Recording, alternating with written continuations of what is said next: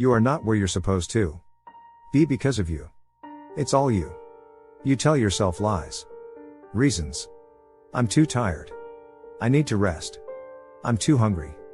I'm too full. Something else is more important. I don't have time. Lies. Lies.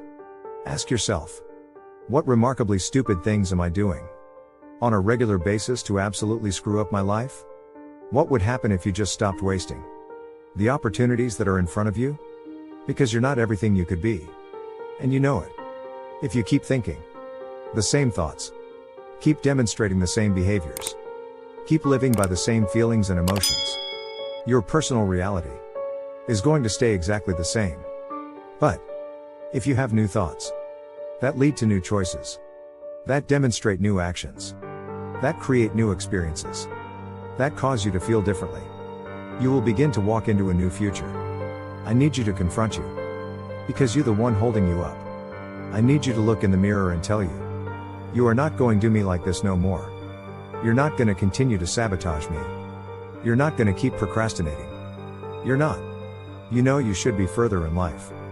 But you keep letting your slides hold you accountable and don't let you off the hook. If for 10 years, if you didn't avoid doing what you knew you needed to do, what would you be like? You'd be 10 times more efficient, 20 times more efficient. And you could be way better. You could be incomparably better. Across multiple dimensions. You do something away from the normality of what you've been doing. Why not try it, man? Shut the system. Get up at 4 in the F-King morning one day. Just one day. And go for a F-King run. Commit to one day. And see how you feel. As you're jogging it back in around 5 or something. As your neighbors are still asleep.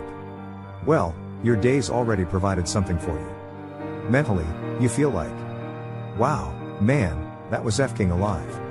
And say, I've got to do this. This is my stuff. This is why I showed up. It's not going to be easy. When you want to change, it's not easy if it were in fact easy, everybody would do it. But if you're serious, you'll go all out. Say yes. I'm going to do something about this situation. You do what it is you're supposed to. You're supposed to build something. You're supposed to create something. I don't know how to do it. Learn. The question is not, is it possible for you to be a millionaire? Is it possible for you to have all your dreams become a reality in your lifetime? Yes, it is possible. But the real question is, have you made the decision? Once you make a decision, and you go all in, and you saying, I ain't quitting until I get there. I ain't giving up. I ain't giving in. I'll do whatever it takes to be successful. And when you make that decision, when you look you in the mirror, when you tell yourself that, look, I'm through. I'll do whatever it takes. I guarantee you. That's the day your dream begins to happen. So then when you have a purpose or a vision or a mission or an intent that's bigger than you, it means it signifies something that's ongoing. You could have a purpose to go east. And there's never an end to east. You could have a purpose to be healthy. There's always more health to have. You could have a purpose to be wealthy. There's a never an end to wealth. You could have a purpose for knowledge. And there's never an end to knowledge. It signifies a direction. My purpose is to transform individuals in order to transform a culture, and I'm clear on that purpose. And it gets me up in the morning every single day. So then, how do you bring a vision from the world of possibility into the world of reality? From thought all the way down into matter. From what we say in quantum physics, from the wave of possibilities, all the way down into the particle. From the immaterial, something that doesn't exist yet, into the material. From the world beyond the senses to the world of the senses. How do we do that? Well, it requires then setting up goals in alignment with your purpose. So let's just say you have a purpose to go in a certain direction. Your purpose signifies a direction, but your goals should always be in alignment with your purpose. And people who have goals in alignment with their purpose, their goals, are a natural side effect of them being on purpose. So then what about getting healthy? You may say, okay, I want to lower my heart rate. That's one of my goals. I want to lose, 10 kilos. I want to have more energy. I want to wear a new wardrobe and have a new relationship. This is the short-term goal at the beginning. And the long-term goal is at the end. And as long as you keep making the same choices, demonstrating the same behaviors, reproducing the same experiences, feeling the same way, you'll arrive at all of those goals.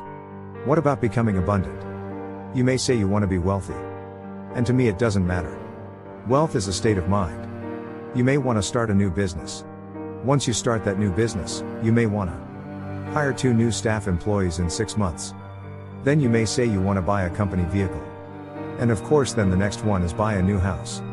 And then ultimately what? Make $1 million. Why not? If that's your goal, to reflect your purpose, then you should arrive at it. Now you still with me? How about learning knowledge?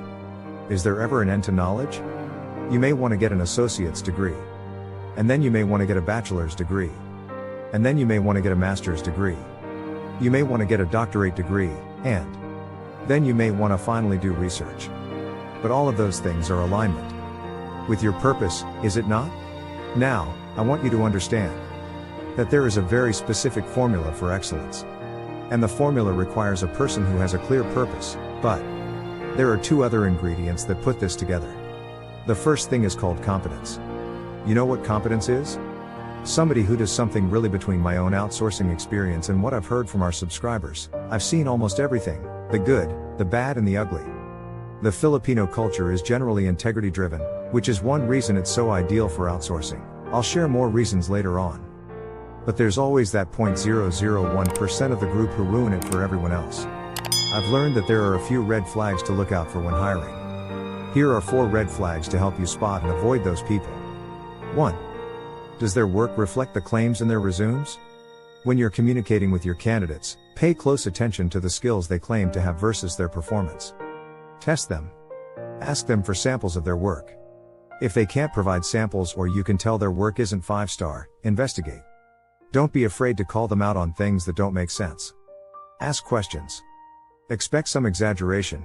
Most people think they're better at things than they really are, but if their claims and their work totally miss the mark, find another worker. They are at doing something. The third thing is called accountability. Accountability means if you say you're going to do something, you do it. And if someone asks you to do something, you do it really well. And if you combine a person who's on purpose with a high level of competence and accountability, you have excellence in an individual.